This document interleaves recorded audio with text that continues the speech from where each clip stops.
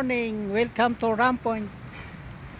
Kung gusto nyong pumasyal dito sa lugar na ito guys, yan, ganito po kaganda yung lugar na ito.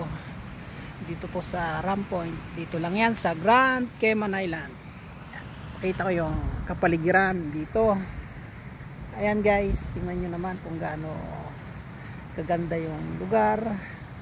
Tabing dagat, talagang relax na relax ka pag pumunta ka rito. Napakaganda, di ba? Napakatahimik po. Medyo malakas lang po yung hangin ngayon.